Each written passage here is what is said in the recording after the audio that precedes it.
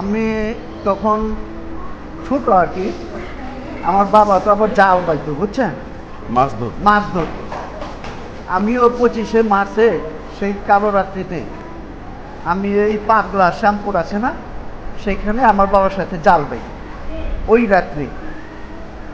আর ওই 12টার পরের থেকেই ঢাকা শহরের দিকে অসংখ্য গোলাগুলির শব্দ এবং আগুনের লেলিহান আমরা দেখতে পাই। তখন আমরা ওই জাল বাওয়া অবস্থায় নৌকা দিয়ে ওই ভাটি অঞ্চল থেকে যত লঞ্চ আসে, তখন আমরা ফ্লাগের মতো করে লঞ্চ থামাই। অনেক সময় অনেক লঞ্চ থামাই, যে এখানে ঢাকার দিকে সদরঘাট দিকে যায় না, ওইখানে গন্ডগোল হচ্ছে। আমরা তখন লঞ্চ তারা আর সদরঘাটের দিকে তখন আসি, ওইখানে তারা করছে। পরে আমরা যখন রাত পয়ল ভোরে যখন আমরা আবার ওইখান থেকে বাড়িতে আসার জন্য রওনা দিই, তখন আমরা নদীর পার কুল ঘেঁষে এই কালীগঞ্জের এদিক দিয়ে সদরঘাটের এদিক দিয়ে আমরা আসি। ওদিক দিয়ে দেখি টার্মিনাল, সদরঘাট টার্মিনালে আর্মি দিয়া বুঝাই, আর্মি, এবং তারা সব মানে গুলি করতেছে নদীর দিকে, সব নদীর দিকে। এদিকে আসার পরে, বাড়িতে আসার পরে দেখি আমাদের এলাকা লোকারণ্য হয়ে গেছে। সব নদীর ওপারে শহরের লোকজন সব আমাদের এখানে ভরে গেছে, এলাকা লোকারণ্য হয়ে গেছে।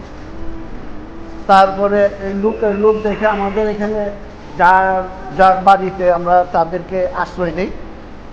আশ্রয় দেওয়ার পরে তারা থাকে। এইভাবে থাকার পরে আবার এই 2রা এপ্রিল তখন আমাদের এখানে কিন্তু আক্রমণ হয় নাই। আমাদের এখানে আক্রমণ হয়েছে 2রা এপ্রিল। 2রা এপ্রিল রাত্রে আমাদের এইখানে শাহজাহান ভাই করে একটা নাম ছিলেন, উনি আমাদের এলাকার এই যে যারা নাকি মাছ মাংস ব্যবসায়ী, উনি রাত্রে এই সোয়ারিঘাট রাত্রে নিয়ে যেত প্রতিদিনই। উনি আমাদের খবরটা দিতেন, শাহজাহান ভাই করে না। তখন রাত 3টার দিকে শাহজাহান ভাই এসে সবাই গ্রামের চারিদিকে সবাই যায় বলে যে তোমরা যে যেমনি পারো চলে যাও, আর্মি কিন্তু ঘেরাও দিয়ে ফেলছে। তখন তার কথা শুনে আমরা যে যেমনি পারি বাড়ির থেকে সবাই আমরা চলে যাই। রাত্রে যাওয়ার পরে এই বিলের দিকে যাই।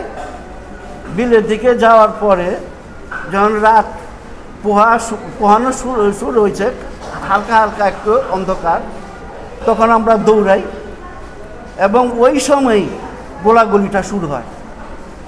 চারিদিক দিয়ে অজস্র গুলি, কে কোথায় আছে, কে কিভাবে দৌড় দিবে তার কোনো হিতাহিত জ্ঞান নেই। যে যেমনি পারে আমরা দৌড়াইছি। এই দৌড়াইতে আমরা সেই ধলেশ্বরী নদীর পাড়ে যাই।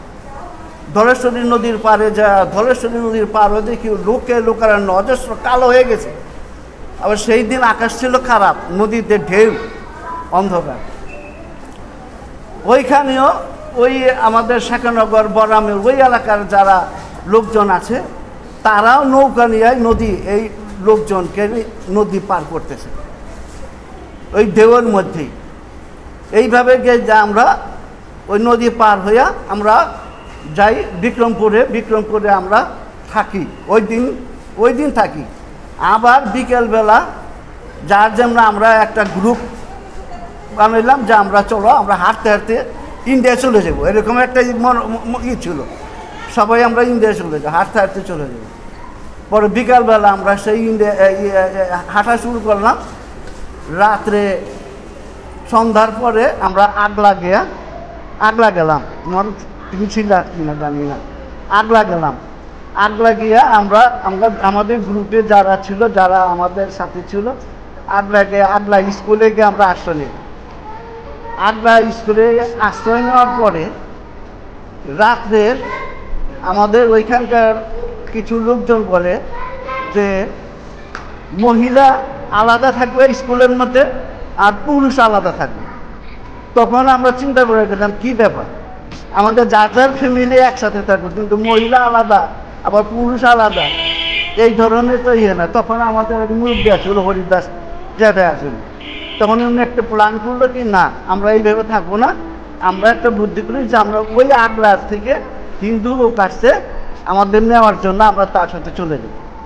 তখন উনি বলবেন যে আমরা এখানে থাকবো না, আমরা ওই গ্রামে চলে যাব। তারপর ওনার কথায় আমাদের ওইখান থেকে ছেড়ে দেয়। তাদের উদ্দেশ্য কি ছিল আমরা জানি না, হয়তো টর্চারিং কিছু করতো, নাহলে পুরুষ আলাদা আলাদা মহিলা থাকবে এবং জিনজিটা দিবে বাদ দিয়া। তখন এই কথা আমরা ভয়ে তারপরে আমরা চলে যাই। ওইখানে আমরা থাকার পরে প্রায় 17-18 দিন ছিলাম আগ্রা।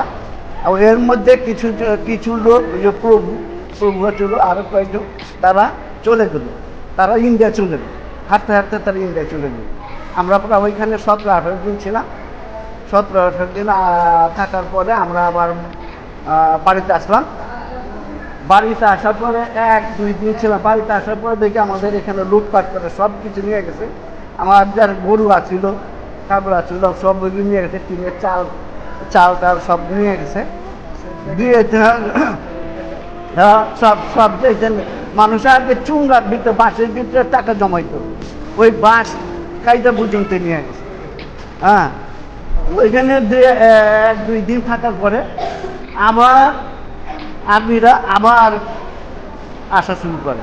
আর্মিরা এখানে অনবরতই স্পিড বোল্ট দিয়া এই খাগালির দিকে খোলামোড়ের দিকে যাইতো, আবার ওই দিকের সদরঘাটে রাউন্ড দিত। ওই দিন 2 দিন যাওয়ার পরে এখানে আবার যখন আর্মিরা এখানে আসলো, আসার পরে ওইটা দেখে আবার দৌড়ানো।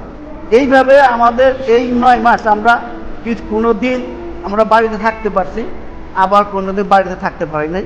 আমরা এইভাবে দৌড়ের উপরই ছিলাম। আমরা বিভিন্ন জায়গায় ছিলাম।